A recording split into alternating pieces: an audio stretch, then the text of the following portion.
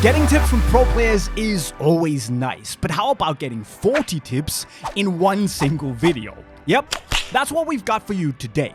40 midfielder tips in 40 minutes from no less than 8 top midfielders. So if you are looking to improve as a midfielder, this is a great place to start. You play in the EPL. EPL is known for a high-pace, high-intensity game. For you, what's the key to being a good, successful midfielder in that league? I think you have to be able to dominate the game, to dominate your opponent, whether it's physically, pace-wise, but also, let's say, being a step forward in terms of playing fast, putting your opponent under pressure fast, but still able to be composed in that whole circus, you know, where everything is going so fast. Yeah, exactly. And I mean, there are going to be players that are watching you play right now and seeing your ability to just receive a pass, play, look, thread the needle through these passes, and they're probably wondering how you have the ability to do that. How have you developed the ability to do that? Is that your environment? Do you work on some sort of technical training alone? Like, what makes you feel you're comfortable, you know, in the game? I think a big part of it is scan before you get the ball. Yeah. So know the field, know the opponents, and know your teammates before you get the ball. I think that's a big part of being able to play fast. Right. But also every day when you do small technical exercises, try to do them at a, let's say, match pace. Right. Even though it doesn't require big physical demands, but focus and technical wise, I think you have to be trying to put it at a match speed. Yeah, that's one of the things, because I mean, you know, kids now with the phones and all this, they probably run up to the field and they're just, and they pass like this and they go like this, you know, and it kind of makes it really hard, because there's that aspect of the game where you have to be able to think 1 or 2 steps ahead, right? And so, when did you feel that actually happened for you? Like, when you joined and when you came here to the EPL, did you feel that you had to get used to this different style, and how did that work? No, definitely in terms of pace. Right. The Premier League had a totally different approach. I always say the Premier League doesn't have any respect in terms of, doesn't matter who you are, who you play against, where you play, how you play, the team just gonna come at you. The opponents will come at you. There is also this with the Premier League that allows you also to be able to dominate. It doesn't matter where you go, who you play, so it's a bit of a give and take. And I think physically, mentally, technically, it's all very demanding. This is also what makes it great, Right. but also what makes it very, very demanding. Yeah. So you have to be good at analyzing and focusing on your game, and trying to improve every year. Do you do anything specifically for your game? Like, when you see yourself back, do you ever think, oh my God, what a ridiculous pass? I mean, we all make mistakes on the field, right? But like, do you ever think, or do you catch yourself, you notice patterns in yourself, and then once you notice that pattern, you think, all right, every time I'm in this situation, I gotta stop turning this way, or I'm turning with the ball too close to me, or I haven't got my head up in this situation? Yeah, I would say it's more sort of detailed wise. In every situation, let's say there comes a ball that goes through your line. So let's say you are here, the striker is there, and the pass goes directly to the striker. Even though you're not involved, you can somehow make space for him, or create yourself as the third man. Right. So the first man play the second man, and you can make a movement to become the third man. Always trying to be in the flow, and to be anticipating or proactive in terms of, okay, if I don't receive it here, can I receive it 10 meters higher up the pitch? Later. In terms of analyzing my own game, I think it was a lot of, you know, when you arrive in the last area of the pitch, offensively wise, to be able to have the composure to do the right pass with the right quality, you know, and not force anything, but also not, how you say, hesitate. Exactly, not playing too safe. Exactly. There's always that danger. And then also in the back, when you're trying to defend, to always stay on your feet, stay on the right side of your opponent, and not trying to get caught out, as we say in football language. Yeah. But it's also something you learn with the games in your pocket. Totally. And that's a mentality thing, and that comes from that just day in, day. It becomes a habit, right? Yes. And once it's a habit, it's kind of hard to shut off, you know, in that sense. So maybe if you can think back before. Actually, I did some homework on you. I even called some of your youth coaches. You think I'm joking? I called Mads Davison. Yeah. I did. I was like, Pierre, he's like, okay, you got to ask him some stuff. Make sure you're tough on him. But if you can think back to kind of youth when you're doing passing drills, and even you're still doing passing drills now, I mean, I think that's something that young players need to realize is that guys at your level and even lower level at the pros don't stop training passing basics. If you're going to play, you're stuck with this. This is just a thing. You can't stop. So do you have a passing drill maybe in your head? Do you have anything that you like to do? Whether it's crossbar challenging, just trying to ping balls. You have a drill that's maybe your favorite? I always like to, so if you kept, sometimes when you do keep-ups with each other or two-touch, but you like to be not too far from each other. But I liked one where we were a bit further and you had to fire the ball into each other. So two-touch, but a straight ball. So the receive has to be good, but also the ball has to be good. Okay, yeah. So the ball doesn't go like this, but it goes more straight. And one I also like, obviously the crossbar challenge. It's nice. Yeah. I always like, you know, a bit of long balls, chest, try to keep it in the air, chest, you know. But it's good. Stuff like this to keep the first touch and the pass as well. All right, so the D-mid role is maybe not one of those glorified roles in football, right? You've got to do a lot of the dirty work, but you're also expected to start the attack. And so I want to get in because the people are definitely going to want to know how to become better defensive mids and what you think is most important. So let's start right there. What makes a good defensive midfielder, or what makes you a good defensive midfielder? My ability to read the game, I'd say. Okay. Being able to suss out dangerous situations. Right. And being able to play not just on one person, being able to play in between different midfielders and maybe other attackers as well that are getting the ball behind you. So. Yeah. After watching quite a bit of you, I would say reading the game, that's what I would have said for you, because you have a way to sniff out danger from way far away, right? And that's something that all young players kind of want to know how to do, because we'll start with the defensive side of the defensive mid role, right? So get me in your head a little bit and make me understand. The game is going on, stuff is going on. You know that you have time and space as a D-mid. How do you decide when this time I'm going to risk it and go? Do you think, oh, he's not looking, I can make that? Yeah, maybe it depends really. It depends on, so I always base myself on who I'm playing against and what type of player, say like playing against Chelsea and Mason Mount's playing as an attacking midfielder. I'd always be like 5 or 10 yards away from him. But if I know that the ball's going to go to him, I'll make sure as the ball's getting to him, then I'm around him. As the ball comes to him, you want to be there, right? Because if you're there a little late, he's got time to turn and you're done, right? Okay, perfect. So then on the other side, and maybe if you can even act this out, on the flip side, you have to be able to at least start the attack or be a link to the center backs or to whoever, right? So give me an idea of what you would do if we were sitting out in the middle of the field, right? Okay, the goal is there. These are defenders and we're going here. How do you scan for the field? How do you know? And walk me through that, or kind of show me what you would do if the center backs had the ball. Yeah, for me, it all depends on where the goalkeeper's got the ball. So if the goalkeeper's got the ball on the left side of the box, I'd always shape myself diagonally to him. You angle your body basically like that. Yeah, just like this. So if you pass me the ball, I could turn out. Or if you pass me the ball, I could play there. When did you look, though, to know what's there? Because that's the thing. Just as he's taking a touch. As he's walking up to pass the ball, I'd take a little You look. What are you looking for? Just to see if there's any danger behind me, see if I've got space to turn, or if I have to play it one touch back to him. Okay.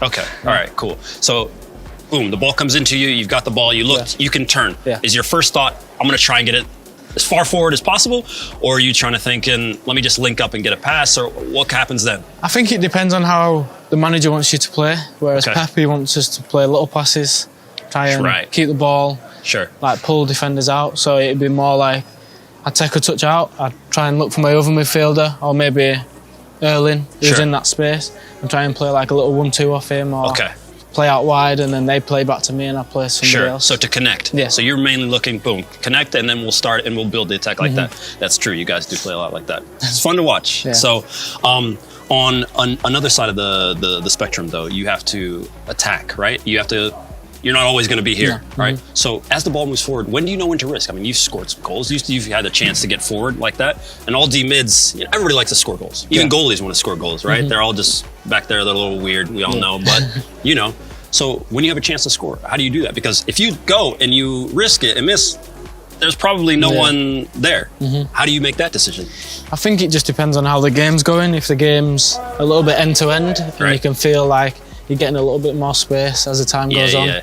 There's always that chance that you'd be able to burst into the box and maybe, you know, get on the end of a cross, or, you know, defender will head a ball out and you'll be there waiting on the edge of the box to have a shot. Yeah, so. the dream, right? Where it bounces out and it perfectly, bop, bop, bop, smash, one last thing, back on the defensive side, you do a very good job of putting your body in between somebody and the ball in order to do it. I've seen you rock a million people. So just like, let me get through this, all right? So the ball is here. Yeah. It's a 50-50, or maybe you even think you're gonna get there. Yeah. Right? You don't tend to, unless you have to, obviously, to go to tackle. Why do you put your body in front, and how would you tell a young player, hey, do this because you can keep possession of the ball? So how would you do this? That's the main thing. I think if the player's attacking the ball, I'd literally just do this. Yeah. Get my body in the way and move it away from me. And then you turn. It's just so that you can keep the ball and maybe start an attack quicker than being able to, like if you slide tackle. Right. If we kick, you all know we don't know what's going to happen, right? You could get a yellow card, you could make a good tackle, but then the ball would be out of place. So. As you probably know, if you go on YouTube and you search for Bernardo Silva, you just see a bunch of compilations and clips of the best skills where you just take on 4 defenders and you'd like try to get out of like a tight space where there's a lot of pressure and a lot of defenders trying to take the ball from you. First of all, how do you get better at that? Well, training every day. And a lot of practice and also a lot of awareness of learning with the years. Yeah. To know where the defenders come from, it's very important to always look to your sides and back to know if they're coming from there or from there. And then position your body in the right way to then protect the ball as best as you can. So do you have eyes in the back of your head?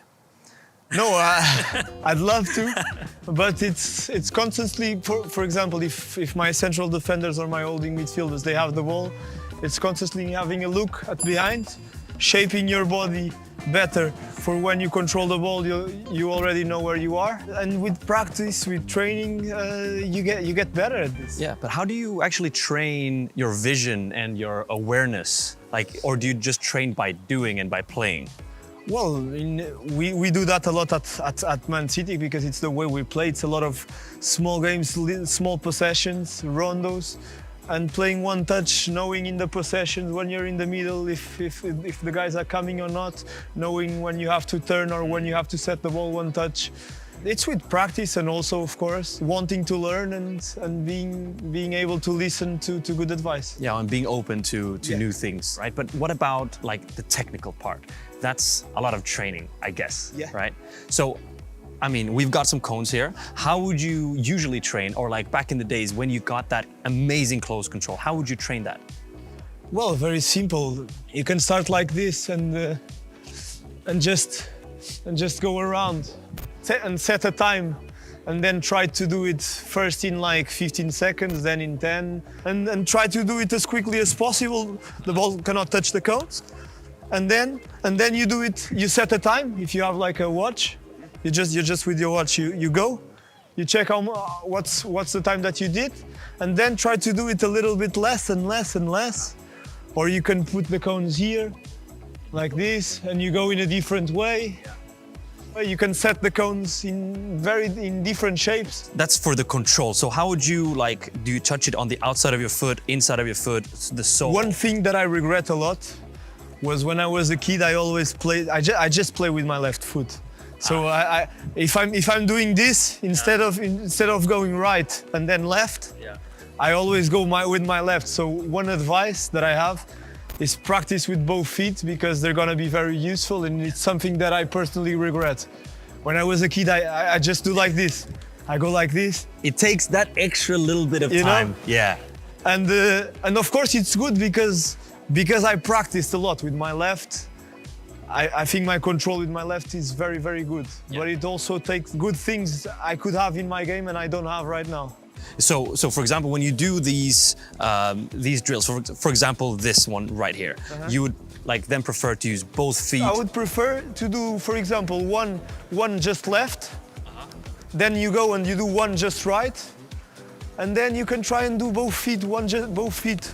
And then outside, outside, inside, Or inside. Inside. You can try different things because in the game sometimes you touch with the outside of the foot, sometimes with the inside. And having good controls and controlling all the little details of the game, it's gonna help you, of course. So, for example, when it comes to so we have vision, we have the control. So, what about decision making? So, let's say that you have in these three defenders in front of you, one is rushing at you. What's like the split decision that you have? Like, what do? Do you go left and then take on this guy? Do you turn back or do a pass? What is going on in your mind when that happens? That comes with practice and with experience as well. And it depends on so many different situations in the game. It depends if you're losing, winning, drawing. If your team is tired and you need to breathe a little bit, it's better if you keep the ball and play easy. If your team needs to accelerate the game, you can take a little bit more risks. So it just depends on the situation on the game. Depends if maybe if you go against 3 or 4, it's just dumb. It's just dumb sometimes, right? But I've seen some clips where like, yeah, if you don't have a choice, you just go for it. It looks like someone is controlling you with a with a controller, you know. But it's impressive, and I think that if you follow these tips and follow these drills, very simple drills, you can have this almost the same level of close control as my man Bernardo Silva right here. All right, everyone, welcome to beautiful Barcelona. We're here with Graham-Hansen, and she's arguably one of the best skillers in the world. And she's gonna teach us today how to work on our close control. So, welcome. Thank you. Getting out of a tricky situation when you have 1 or 2 opponents is hard. Being in a close control, being closed down by opponents, how would you do? Do you have any tips on how to get out of that situation? The best tips maybe I've got is that always keep the ball moving, even though it's not so much. If the ball is always moving, maybe you make the defender do a step to the left or step to the right that gives you that small gap that you need to pass the ball out or take your touch out of the situation. So you never actually have to get into that situation where you are closed down. So let's say a defender comes towards you and you receive the ball, what would you do? I would try to keep the ball moving in as high speed as possible. Of course, if I see I have a lot of space between me and the defender, I try to go close to the defender. And if you are close to me, I always look for the space behind you. Is it on the inside, is it on the outside, to take my touch past you. I don't use a lot of skills, but I focus a lot on where to put my first touch out of the situation. And with timing, I think this is the secret to be a good 1v1 player.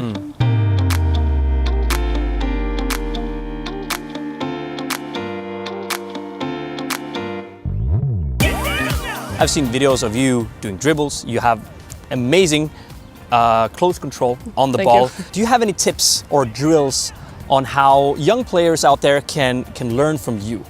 I did a lot of easy drills, which is touch on the ball, like inside, outside on the foot. And basically just doing touches on the ball. Only doing touches with the inside of the foot, like always inside. And it's not all about moving so fast, but have as many touches on the ball and equal touches as possible on the ball. And then you can move on outside. And then you can do the same, like inside, outside. So you don't actually, you don't need cones for this. You can just dribble forward a little bit to the side like a snake, and as long as you keep that touch, because you want to keep the ball close to your body, right?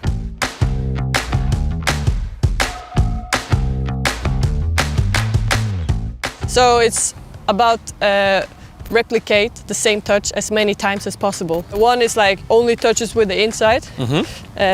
Another one is the same with the outside foot. And obviously, both feet. Yeah, both feet. Both feet always. is important. Because after you do this, then you go over to inside, outside, and then with the left. And then you build up, then both feet together. Yep. You can do this, just inside, outside. Yeah, and both feet, obviously. Very important. Imagination is the limit, kind of. You don't need a lot of space. Like, for example, a lot of times I went out and it was snowing, the field was full of snow, and we just digged out a small area, and there you work forth and back. So you don't need the whole pitch. If the pitch is full one day, you can still just find a small space and then you go forth and back there. And you can do it on the street. Exactly. I mean, you can just go anywhere. So, I mean, these are amazing tips for anyone who wants to become pro footballer in the future. Just take whatever space you have, take whatever gear you have, and use it in the best way possible. We're going to talk about how to improve your vision and awareness on the pitch. We're here at the beautiful Mozzarella Fella Stadium. What a look. Beautiful scenes, beautiful scenes. I saw this video on YouTube where they analyzed how many times you actually scan the pitch in a match. And it's a lot. I don't know if you're aware. To be honest, I'm not aware. I saw this video as well. Yeah, okay. And I was a little surprised when I see the clips, how many times I look, because I don't think about it in the game. It just comes natural for me. So yeah, I wasn't aware of me looking so much, but it was cool to see. But it's nice to find out that you're actually really good at something. Actually, some would say world-class at something without really thinking about it. Yeah. And maybe that's the key here, right? Because have you ever trained scanning the pitch before you get the ball? Yeah, I've trained this since I was a little kid. Oh, really? Yeah, with my dad. He was a footballer. So when I was young, we were just playing, him and me, maybe my brother. We got someone to be in the back, to defend, and then he passed me the ball and I had to look where the defender was and then turn the other way, Right. So I did this from a young age, and then basically every time we had the passing drill or something in training, I was always looking around to get used to it. So basically you've just ingrained it into your mind from the very beginning? Yeah. Okay. So what would you say? You're out there, 80,000 people in a stadium screaming, lots of things going on, right? Highest pace of the game. You see the ball coming to you. And this is where it's really sets the best pros apart from everyone else, is that when the ball is coming to you, you can tell on TV that while the ball is traveling, you're looking.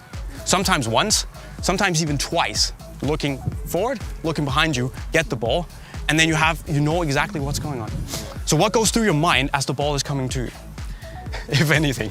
I'm really in the zone, but it's not about just the last ball, it's about the whole game, So I'm not looking just one time before I get the ball. I look a lot of times before maybe the ball is there. I look, then the ball gets here and I look again, So I look all the time. So the last one I do is just a really quick one to see the last step of the defender or the last step of the striker to see where he goes, the last little detail. Yeah. I think because I'm looking so much, I have a pretty clear picture when the ball gets close, and then I just do a small one, maybe one or two, to get the last information. Do you feel like when you don't look, that it's more difficult for you?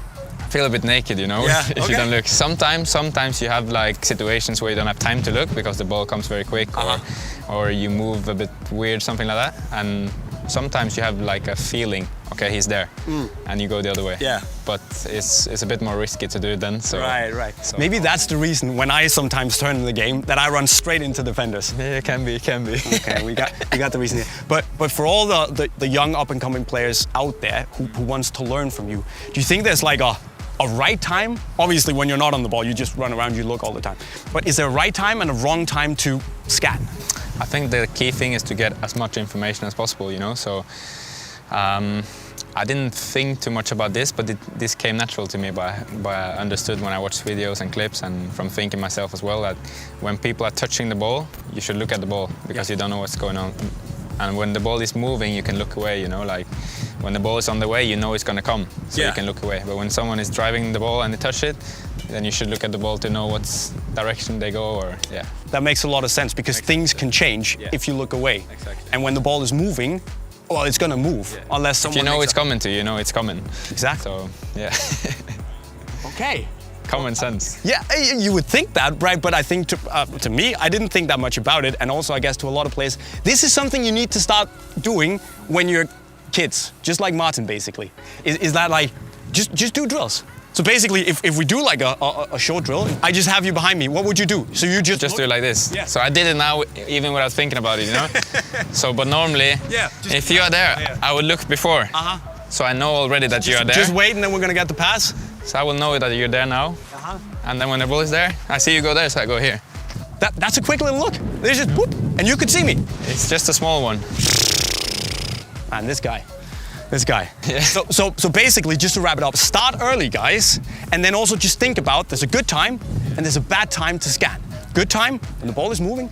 And I think if you're not used to this also, you can, instead of looking like 10 times like this, you won't get any information, and it's better to look one time properly than 5 times without seeing anything. So start slow and do it easy, and then you get better. Guys, this is why he's the best, okay? You see him out there. People talk about his vision, and I was sat there thinking, you know, I don't support your team, I'll be honest, but I've been sat there thinking, I am so sick of this guy. He just keeps splitting defenses, and how does he do it? Well, now I understand. You know the ping pass. Yeah. You've done it like, what, 1 million times in your life? Yeah, probably. What's the key? Yeah, I think first, again, like everything else in football, practice. Yes. And get the feeling of how you want to kick the ball. And obviously, even with a pin pass, everyone has a different style. But really just hitting it straight and keeping it as low as possible, as long as possible. Yeah. And to get the right distance. Which situations would you use it in? Because obviously, you know, it's good to switch sides. Yeah. But you can do many long crossfield passes, right? Yeah. When is the ping pass useful? Mostly in transition. Right. I think when you either win the ball back and you see a striker running towards a goal, that's more when you do it, because obviously you can do it from a diagonal to a diagonal. The basic ones, but definitely the deep ones where you're playing on a run is also the one that I prefer, which are the best way to pass and the most fun pass to make, but it's also the one that probably gets a bit of the skill and the timing of the player running. Yeah. And the execution at the same time. And to me, you know, obviously we also, at my level, do ping passes. Yeah. But I see a lot of players, and what really sets you guys apart is the height and the speed and obviously the direction, right? How do you maintain such a low height and straight trajectory? Yeah, obviously it's like any other kick. You have like the balance of when you go to the ball, how which direction your body is and how you're gonna keep your body. Because obviously if you go backwards, the ball is just gonna keep going up. Yeah. And if you're a little bit over the ball, whatever your style is, try to get it through the ball to really go through. Let's show the camera here. So if you were to pass that way, how would you approach it with, you know, like your... Yeah, it depends. If I'm going over him, obviously, then I'll be more my body down, low on the ball. If I'm going straight through him, a little bit high on the ball, a little straighter body. So do you have your plant foot like pointing at where you want to go, basically? Yeah, more or less. Yeah. And then you hit the ball, somewhere a little bit below the middle, but not too low, right? But often you would go, the more you do that, then you wouldn't look at your stand foot. Like you'll be, my foot is going anywhere around this area, and I know how far I am from the ball. Sure. Kick it. So it'll be more of the touch, because I think otherwise it's turning into American football where just everything is going up and moving up like a free kick, but obviously the ball will be rolling. Yeah. So get the feeling of when you're gonna move it before it goes away. Right. What about the follow through then? Because, you know, whenever I watch you on TV doing it, it seems like it's a very short. It is, yeah. Follow through like that. It's a powerful snap when you hit the ball. Yeah. And then it's almost like your foot stops. I think it's more when you pull it back or you stop, it's more that the ball drops in a way. Instead of if you go forward, the ball will go like a dip. Exactly. So really, if you stop your foot, it just keeps going over a little bit. Right. What's the Christian Eriksen secret sauce here? I mean, there must obviously years of practice, right? Yeah. But you must have, you know, if you were to teach your son your technique, what would it be that you say, like, hit the ball here or stop your follow through? Or for him, like even now with my son, he's starting being 5, so even now saying how already kick the ball this way or that way is difficult, because even he's gonna have a different style than what I have. Sure. But obviously, I would be, if you want to kick it hard or you want to be precise or just like going across by challenge, repetition and getting the feeling of I'm going this direction. Yeah. I get this feeling and I get this touch, and then your body off, obviously, and a little bit of a follow through. Sure. Yeah. Okay, and then it's probably just banging it against the crossbar, or finding a goal and banging it across. Best one was always the wall. What I did personally was always a wall in the back garden or at home, was always kicking against the wall because it came back. And it's crazy how, you see a top player like this, he's been at the top of the game for I don't know how many years now. Yeah. And he practiced against the wall. I mean, it's that simple, right? Yeah. And that's the secret sauce, guys out there. You know, repetition. Yeah. And consistency. 100%. And then maybe one day, maybe you'll end at my level, or you'll end at Christian's level, or somewhere in between. Either way, go out there, practice, take his notes with you, and let's see if you become a baller one day.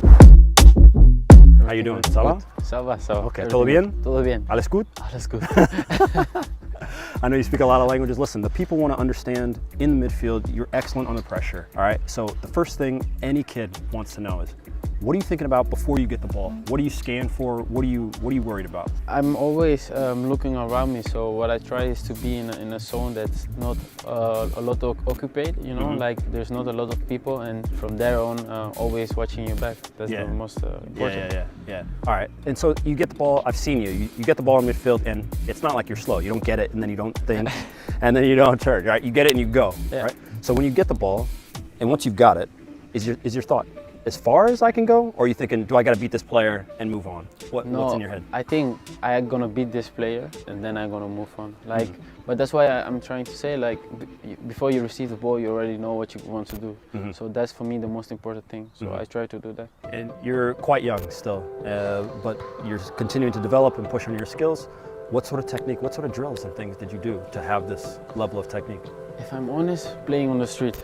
Okay. Like every day playing with my friends, and they're like watching clips on YouTube, Neymar skills, stuff like this, you know, and then copy. But then with the years, you learn a lot more, like really tactics. You develop. Yeah. So that's, I would say that. Now you've had some great coaches, you've played with some great players. What's maybe the best advice you could give to somebody that's just coming up in their teens to try and do what you're doing? My advice is keep enjoying like you did when you were young. And for example, like don't let anyone tell you what you can do or not. Just keep dreaming and go for your goal. If you want to go for something, just go. Yeah, I like that. I mean, we live in a world where it's social media and everything else. I know how it is. People screaming and stuff like this. How big is your mental side of the game for you? The most important thing is for me being mentally prepared for everything, for everyone, and for me the most important thing is enjoy. Enjoy the present. That's for me. Yeah. I agree. I couldn't agree more. Last question. We want to throw this at you. Do you have a favorite skill before? Yeah, I have. But it's the most simple. But for me, it's show the me. most efficient. You know, like where? I'm going to you now. All right. And I like to play with my body, you know? Like, and then I go, you know? Okay, so that little feint, like here, here. Yeah, or otherwise I like this one as well. Yeah, it's sick. So the basic one for me are the more efficient, you know? Right. All the other ones are beautiful. Of course. But for me, this one are the simple ones, the effective ones. Yeah. Kroos will go for it and score! Inspirational moment from Toni Kroos. Guys and girls, today we get to hang out with Toni Kroos, and to use our time wisely, we wanted to learn as much as possible about becoming an elite midfielder from the man himself. So let's jump right into it. Is there, a key thing that separates the great players from the good ones? Yeah, I think you need a bit of constant. Every player has good games, bad games, but if you're on a great level for a lot of years, these are the big players, and for sure that can show their quality in the big games and the big moments. There's not a big difference between a lot of players, but the difference is to show this in the right moments, and the big players does.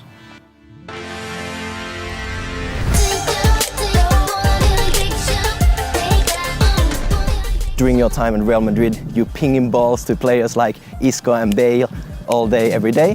Can you try and explain to me a little bit, the technique behind the long pass? Of course, I trained a lot these passes because it's my style of playing, to give good passes to my teammates. That's the most important, that the pass is with an idea. The teammate I'm passing to can continue the game in a good way, or I make it easy for him. And for this, of course, the pass has to have the right power, the right direction, and this is the most important thing.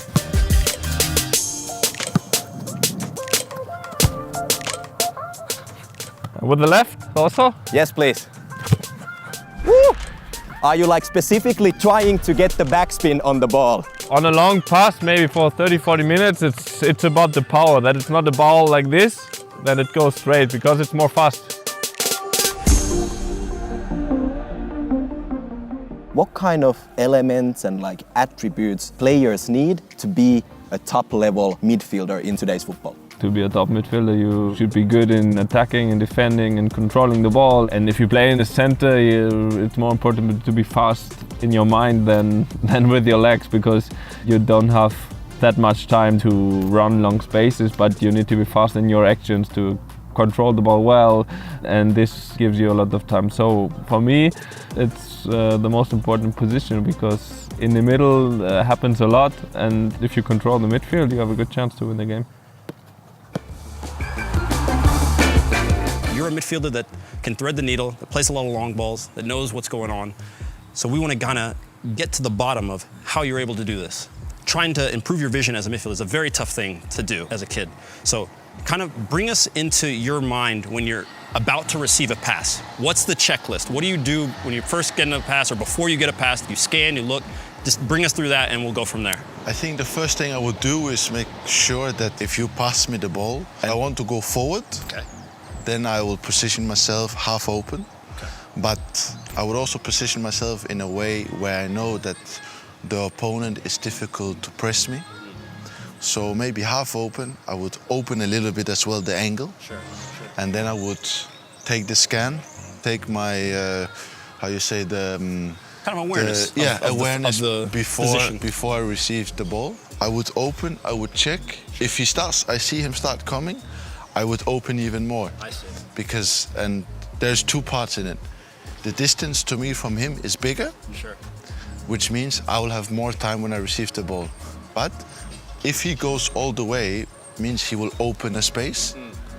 So if you play the ball there, obviously we beat one guy just with one pass. Of course. He comes out, he leaves the space, and I can find someone in that space. Right. I think it has a lot to do where is the opponent positioned, but also where can you find the space yourself.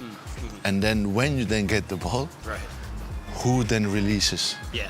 So let's touch on that more. Let's say that you have the ball in midfield, you've done the proper checklist, you've got it, you've turned, you have space to carry the ball. Now what? How do you decide, with all the options in the world, what I should be trying to do? I think if everyone could in football, they would do one pass to try and score, no? So if you can do the most direct pass to score the fastest possible, everyone would do. But obviously that's not possible. So I would try and find often the free man furthest forward, but in a position where if I give him the ball, he is not isolated in terms of opportunities. I have to make sure that when he receives the ball, it's on the right foot, it's in the right space, and it's in a situation where he then can do the same as I did, further back. He can do it further forward, you know. Sometimes in football, the small passes makes the opponent move a bit, and then you find the killer pass. Because the more you pass it around, the more the gaps will open, then you can find it inside. They will be more tired because they're running after the ball, which means they will be easier to press. And second of all, they will be further back, which means they are further away from your goal. So then, for guys that are wanting to kind of train their vision and kind of do this, one of the things that, at least for me, I consider very important is putting yourself under limitation and restrictions and stuff like this. So in training, I imagine at times you have restrictions on your touches, right? So maybe it's not always free for you, because then you can dribble out of it, play out of it, stuff like this, right? And so when you're trying to make, and you're playing a two-touch game at a very high pace, how do you set yourself up to still make a good thread the needle pass? Most players, I think, at a young age have a hard time not playing safe. If you have two touches, center back gives it to me, I just give it back to him, and then maybe he can kick it out like this. But you know, at the highest level, you want to turn and play. I think it's the positioning is very important. But then also the pace. So if you play me and I touch and I'm like this, obviously to play forward is very hard. Is 1 out of 10, you know. But if you know that, okay, you're alone, you can play this, already the ankle's open. I see. So the first touch becomes very important. Yeah. But also I think movement without the ball. You know, if you play me, I play you back. Right. I find a new position to find the third man to set it back, because then you can see more. You can see more. Yeah. And you can play faster. Some space has been created. Exactly. You know? For all the guys that are watching now, I mean, you guys have noticed what he said. You're setting yourself up for success, I think, is one of the huge things. I'll throw you a crazy question. If you were blindfolded and you were in the middle of the field, and I just ran anywhere on the field and said, pass, give me the ball, do you think you could hit me? I think with communication, I think... If you knew where I was... It wouldn't be impossible. It wouldn't be impossible. Okay. Good enough, yeah. No, but sometimes in the game when you know So you know you're under pressure, but the team's positioning is well worked on the training basics. I think then, if you're under pressure, you see sometimes 1, 2, 3 passes, it's set, and the player hits the first touch, other side. Right, and just know. This I think is something you can train. I'm not saying I will hit you pinpoint, but but the idea of creating positions for the teammates, I think it's possible to find him without seeing him. Sure, exactly.